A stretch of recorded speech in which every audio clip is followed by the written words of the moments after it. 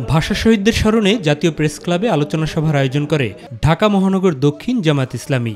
আজকে আজও আদালতের ভাষা বাংলা হয় নাই, সর্বস্তরে বাংলা প্রচলন হয়নি। 21 হচ্ছে অন্যায়ের কাছে মাথা নত না করা। প্রধান অতিথির বক্তব্যে জাতির বীর সন্তানদের যথাযথ সম্মাননা জানানোর জন্য আহ্বান জানান দলটির আমির। আমরা লজ্জিত এবং দুঃখিত, তাদের নিয়ে রাজনীতি করি কিন্তু তাদের প্রতি আমরা দায়িত্ব পালন করি না।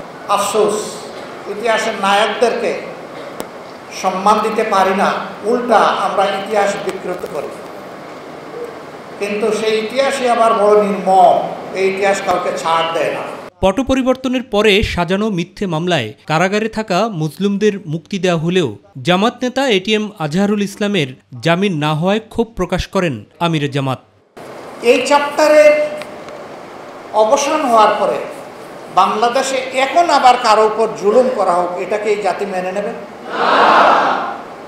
আমাদের যে দায়িত্বশীলগুলাকে মিথ্যা অপবাদ দিয়ে, শতভাগ মিথ্যা অপবাদ দিয়ে বিচারের নামে ক্যাঙ্গারু কোর্ট বসিয়ে মিসক্যারিয়েজ অফ জাস্টিস করে যাদেরকে জুডিশিয়ালি মার্ডার করা হয়েছে তাদের জীবন কি কেউ ফিরিয়ে দিতে পারবে? একে একে সবাইকে বিদায় করা হয়েছে, একজন আল্লাহর বান্দা বেঁচে আছেন। আজকে পট পরিবর্তনের 6টি মাসের অধিক হয়ে গেল, 7ম মাসে আমরা পড়ে গেছি। এখন পর্যন্ত কেন তাকে বন্দি হালতে থাকতে হবে?